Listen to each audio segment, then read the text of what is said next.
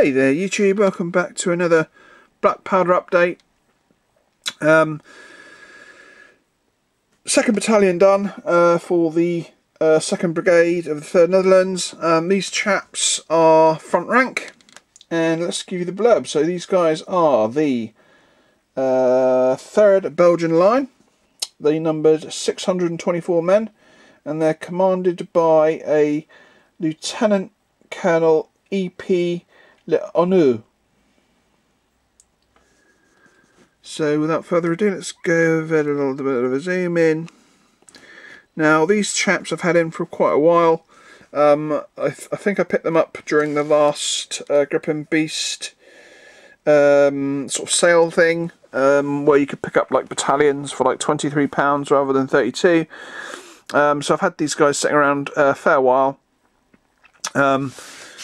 Obviously, there's actually only 2 Belgian Line battalions within the whole of all of the Netherlands contingent. So, you know, out of 2 divisions, there's only 2 battalions of Belgian Line. So, in this particular case, I've kind of used up all of my Belgian Line tickets. So I'm you know, I suppose there's a little bit inside me that kind of wishes that I tried the Warlord ones, but you know, at the end of the day, I'm not disappointed that I've you know, replaced those guys with front rank. So let's get into it. Let's give you a closer look at them. So we'll start off with the flankers. Now these guys have these slightly different style of shako. These guys have got the sort of Belgic shako with the side plume, and they also have their let's actually bring the light around a little bit, hold on.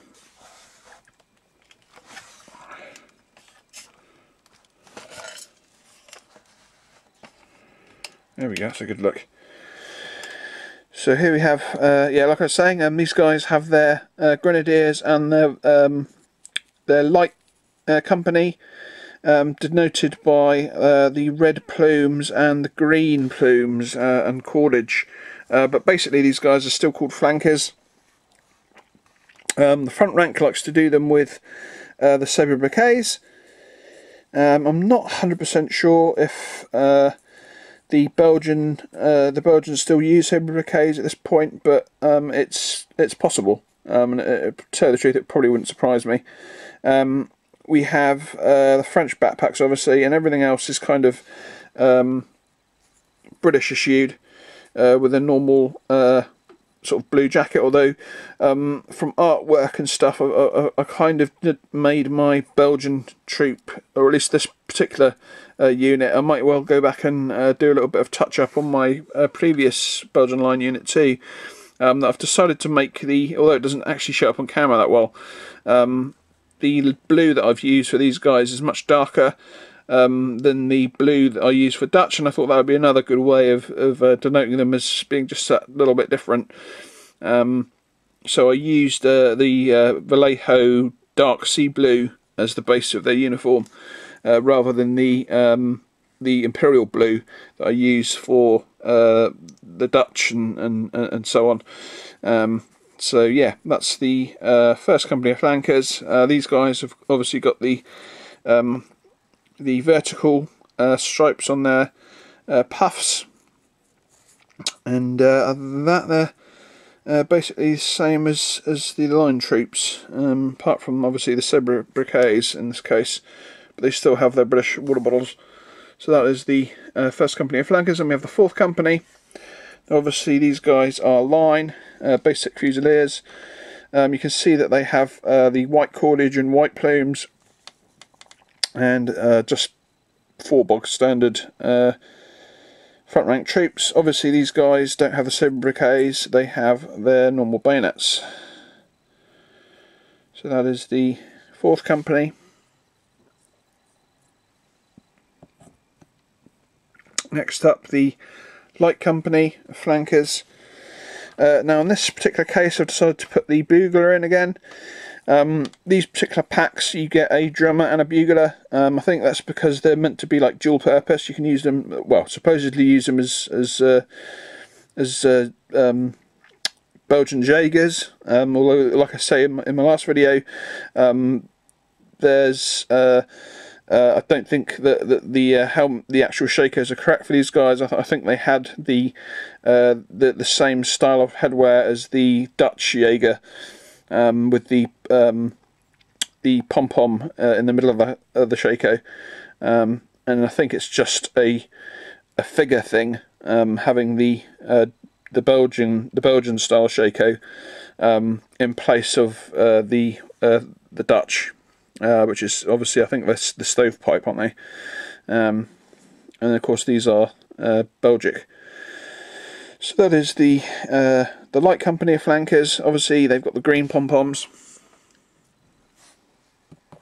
Next up we'll go for the sergeant stand, or the NCO stand as I call it, the third company. Obviously there's no sergeant's figures for these guys, so because the sergeants are actually more or less the same, I haven't seen a Belgian NCO with a normal NCO sword. The pictures I've seen, they've all had like bayonets like the same as the infantry.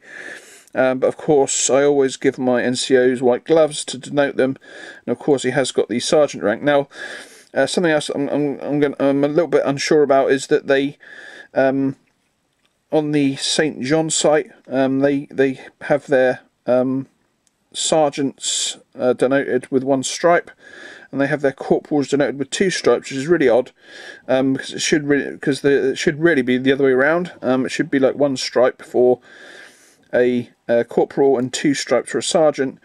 However, I think these guys use a line for a higher ranked sergeant, so I guess their sort of ranking system's a little bit different, but I went with it.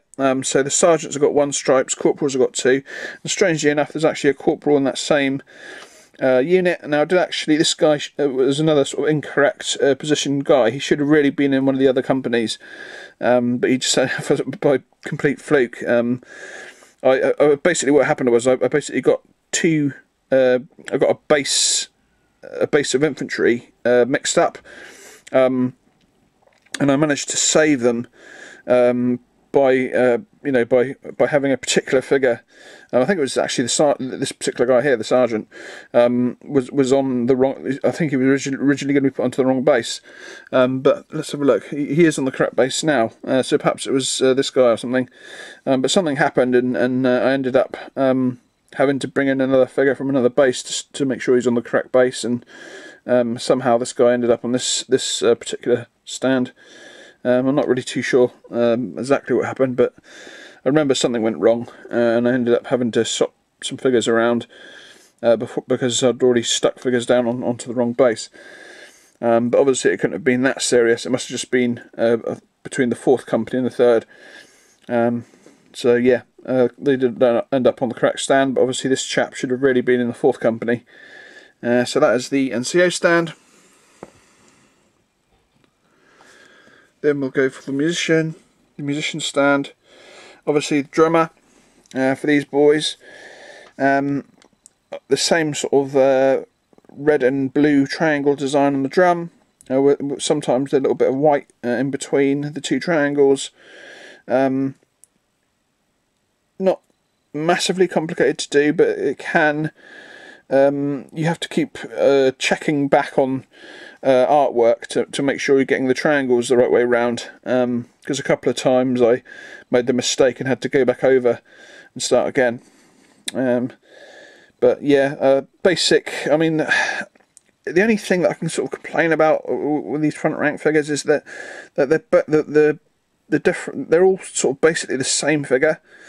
The drummers are all in the same positions, the infantrymen are all in the same positions, and really the only difference between these guys and the Dutch line are literally the shakos. Other than that, they're basically exactly the same. Now, obviously, I mean, I suppose on paper you could say, well, you're basically just painting a duplicate battalion, bar the, literally bar the Shakos, but then the Shakos are the same. They haven't actually got any badges on. So the Dutch line are basically exactly the same. They've just got a different style Shako, and again, they have no badges. So really, you are kind of just painting a duplicate brigade, with basically the sort of the pom-pom just being in a different position. Now I do happen to have the my Dutch line based up, ready to be undercoated, and you can actually see that infantryman wise these guys are exactly the same, and it is literally just the Shako that's different. So it is kind of really, if you think about it, painting a duplicate battalion. But like I say, I got them for a good price, so I'm not complaining. So that is the musician stand. Finally, the command stand. Now, this time round I decided to go for a normal on foot command. Like I say, I tend to use mounted colonels if I have them available. In this case, I haven't, so this guy is on foot. But here's the correct rank. He has 2 pauldrons. The guy, like I said, is the commanding officer. I think I actually wrote the wrong commanding officer on the bottom of the base. Oh no, I didn't know. Colonel. Is it Colonel? Or, yeah. No, Lieutenant Colonel. Lieutenant Colonel EP Ono. And the secondary officer there, in a little bit of an odd position. I managed to sneak in a front rank guy there to be the senior NCO, and here we have the alternate version of the line infantry flag. Now I do actually have the Dutch version, or the version that I'm going to use is the Dutch here, so you can see that there's a difference of the plume around the outside, and that's also the way that I've done my flags. So both of my Belgian units have got the plain white, and all of my Dutch will have the wreath around the outside style versions of flags, and I've sort of done that right the way across. So for instance, my Dutch Jaeger have got the Jaeger version of this style of flag, where my Belgian Jaegers have got the this sort of style of flag, but obviously the Jaeger version, which I think is yellow. So that's basically the sort of flag, the flag designations up close. Obviously the standard bearer, and yeah, I think in the end it turned out pretty cool, and I'm actually really happy with the choice of using the darker blue as well. I've been noticing in a lot of artwork that particularly in the Osprey book, that the Dutch have the darker blue, or at least it looks darker blue. Now obviously, Osprey are sometimes it's really hard to gauge the exact colour because of the way it's been sort of coloured in or coloured. And obviously when you look at the St. John site, it's kind of like the same blue as the Dutch. But like I say, I think the dark blue looks really nice on them, and I think it's just a nice little way of an extra little way of differentiating them from the Dutch, particularly because it's this division that has actually got Dutch line being introduced, where in the last battalion, the 2nd battalion of the Netherlands division, they actually haven't got any Dutch line within them. So that is the end of the video. Another big thank you to a bunch of new subscribers. Really happy.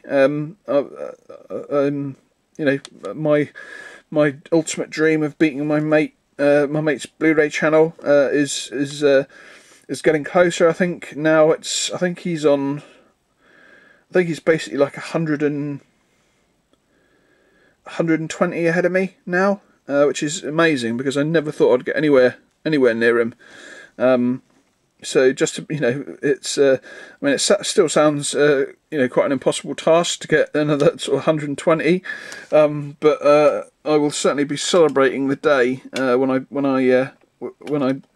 beat him, because he's always going on about how his channel is superior, and it bugs me. Okay, that's the end. Hope you enjoyed it, and I'll catch you in the next one, which, like I say, hopefully will be the very first Dutch line unit. So until then, catch you all later. Bye bye.